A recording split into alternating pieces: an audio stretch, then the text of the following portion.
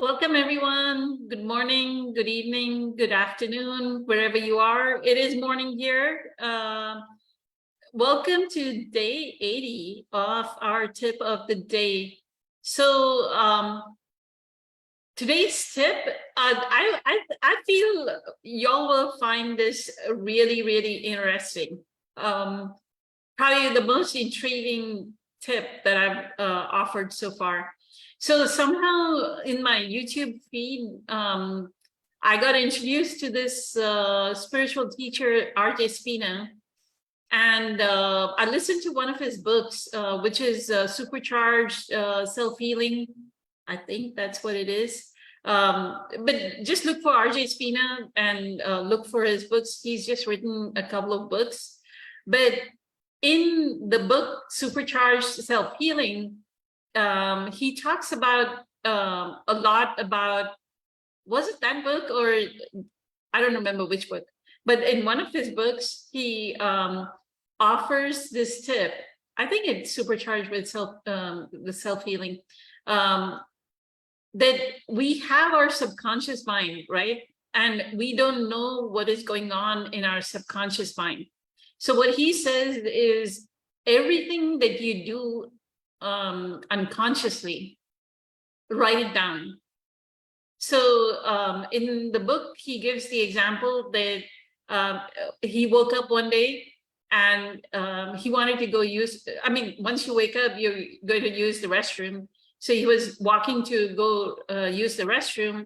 He looked at himself in the mirror. His hair was tousled. So he stopped and said, I need to comb my hair.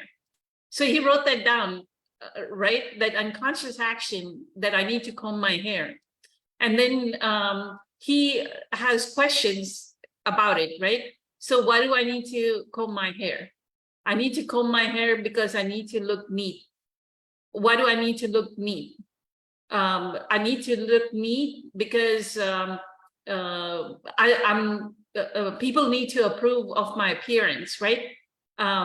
And I will talk about this approving of appearance. People need to approve of my appearance. Okay, why do people need to approve of my appearance? Is because I seek approval from others to validate myself.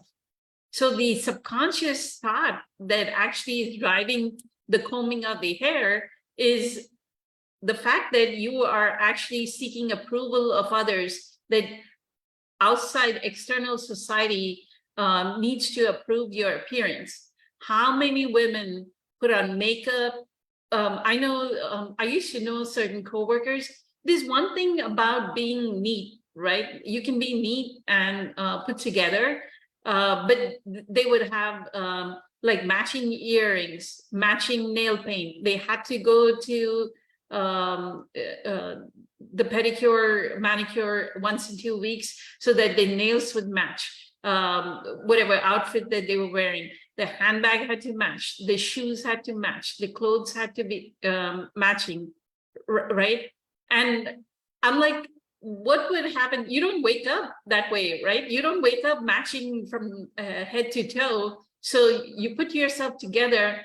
How fragile is your self-esteem that if one thing was not matching, that you would feel less than about yourself, right? How fragile is that person's self-esteem?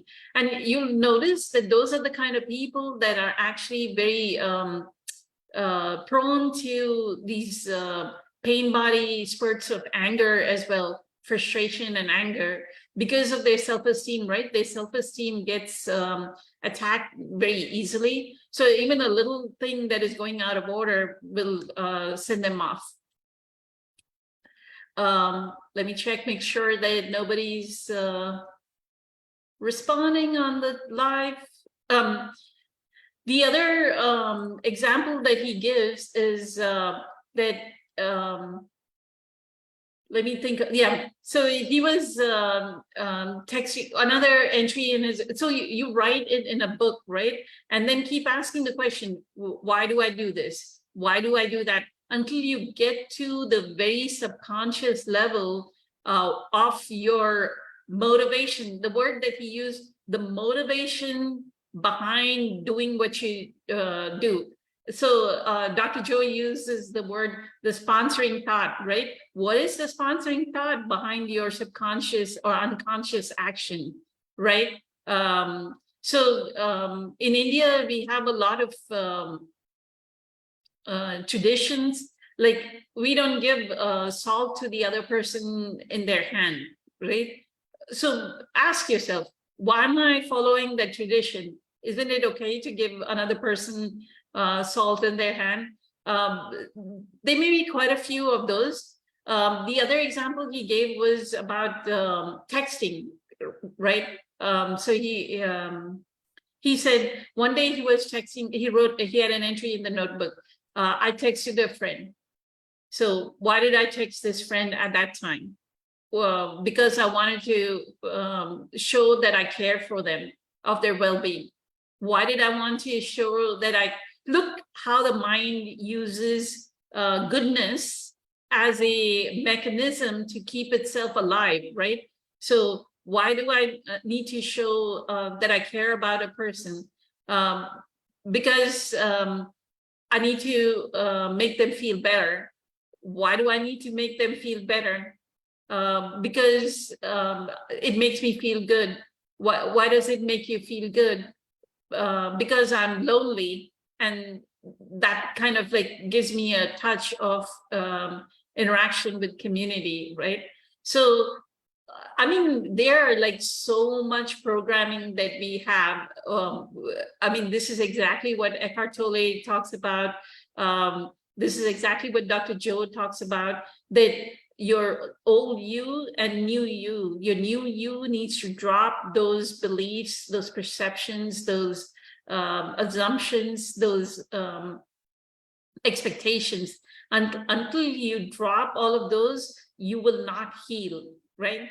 The path to healing, the path to abundance. And my mantra for this group, this is why I keep with the tips. I'm trying to do more and more things for all of you. By the way, my deepest apologies, I didn't post that the Facebook Live was going to be alternate weeks from now on. So hopefully that is okay with, I think the people in group meditation kind of knew, because we discussed it during group meditation, but I did not post on the group page. I just assumed that people, once they don't see the featured post, that there was one, that there was no longer an announcement for the Facebook Live, that they would understand that there's not going to be a Facebook Live this week. So we'll do it. I mean, I've been doing this for past 3 years, and it doesn't, I feel week to week, we don't actually have that many quantum leaps in our conversations. So maybe if we give a gap, then there would be more creativity the following week, because people would be rested and probably have more input into what they have to say. So that was the motivation behind that intention. But look, that's my tip for today is look for the subconscious things that all of you do, right? Why do you scroll through social media? Why do you turn on the TV? Like, I know my brother came from India. He came to visit me here in the US, and the moment he would wake up, he would want to turn on the TV. It's like you cannot enjoy quietness. You cannot enjoy just the solitude of, there's nothing, no music, no sound, and you're just by yourself, right? Look at that. There's a void in me, and I want to fill it with TV. There's a void in me, and I'm going to fill it with alcohol. There's a void in me, and I'm going to fill it with going and buying all kinds of things. There's a void in me. That's why, or like I gave the example of the self-esteem. I'm in low self-esteem, so I'm going to be angry. My ego is going to be hurt by every little comment, and so my automatic unconscious reaction is anger or frustration, right? I'm sitting on the phone. Like Eckhart says, what does it matter when you're lying, sitting, or standing. You're breathing, standing, sitting, or lying somewhere, right? Why does it matter where you're standing, sitting, lying? So please do let me know in the comments if y'all figure out any unconscious thoughts. For me, it would be like, because I have to consciously engage with social media, there can be times that I do scroll through Facebook, and 5 minutes later, I go, why am I scrolling? I just need to go into my group. So I have to make it a very solid intention, right? That I go into my group, I check. I do love seeing all of your comments, all of your input. So that's what drives me, has driven me since year 2016 in supporting this group. And I really would love for all of you to comment in the comment section, whether on YouTube or over here on the Facebook Live, and let me know, what do you all feel is the motivation behind your unconscious actions? What is the unconscious action that you engaged in? And so what I feel is, then you start to begin a life of conscious living, that everything that you do, you're doing it because you're conscious that you want to do it, right? How you eat, that's another subconscious activity, right? I'm lonely, I'm feeling like an emptiness, so I'm going to go grab some snacky things and just sit and eat a whole bag of chips, or eat a tub. That's a thing that they show on TV all the time, or in the movies all the time, right? Is a tub of ice cream. I've gone through a whole tub of ice cream. Or I'm lonely and I'm feeling a void, and then I'm just watching something for no reason. And this can go up to all the, I think in the book he says the pornography and all of that, all the deviant behavior is because I'm feeling a void and I'm subconsciously doing it. And the more we bring our consciousness to it, that why am I engaged in this? Why am I smoking? Or why am I drinking? Why am I vaping? Then you'll learn that you're subconsciously doing it. And I don't remember who there was an interview that Andre Ducombe had done with an author. I think he's a somebody who writes articles, so he's a writer, and he said, don't trust the dopamine. I love those words. Don't trust the dopamine. Don't trust the dopamine. The moment I said vaping, I got so what we are doing is it's vaping. It's, why am I engaged in hours and hours of gaming, right? Don't trust the dopamine, he says, because all we need is, we are getting addicted to that dopamine hit of whatever it is, going and buying things, or eating foods, eating more richer foods, right? Okay, today I want to cook like this rich food that is so decadent, so that I can feel good about myself. I'm feeling this emptiness. I feel low self-esteem, but I'm going to cook this food. But our mind will use these words. Our mind will say, oh, I'm cooking for, I'm going to have company, and I'm cooking for company, or I'm cooking for my children. That's why I'm cooking these decadent meals, or I'm cooking for my partner. That's why I'm cooking these decadent meals. I want them to, you're seeking approval of your partner. There's so many things, and I will think of some of the things that I do feel this is the subconscious mind.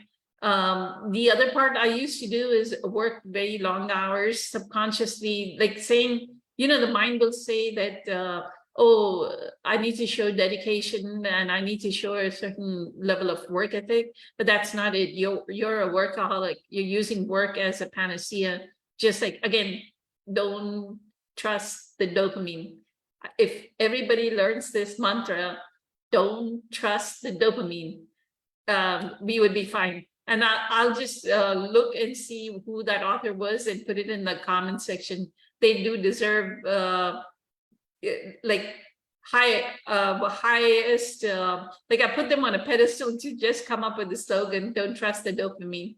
So learn about your subconscious mind, because there lies why you are not able to bring peace, harmony, and abundance to yourself. Nobody can bring that to you. No president can bring that to you. No world leader, no peace, no amount of peace can bring that to you. We have to do it ourselves. We have to use our own free will to bring peace, harmony, and abundance, that unconditional love, that interconnectedness, the feeling of interconnectedness with each other. So with that, have a fantastic day, everyone. It's going to be really amazing. And I hope you all continue this peace, harmony, and abundance. Start to feel the synchronicity of it, okay? Thank you so much. Many blessings. Eternally grateful for the support. Thank you. Bye. Let me know what you'll think about your subconscious mind.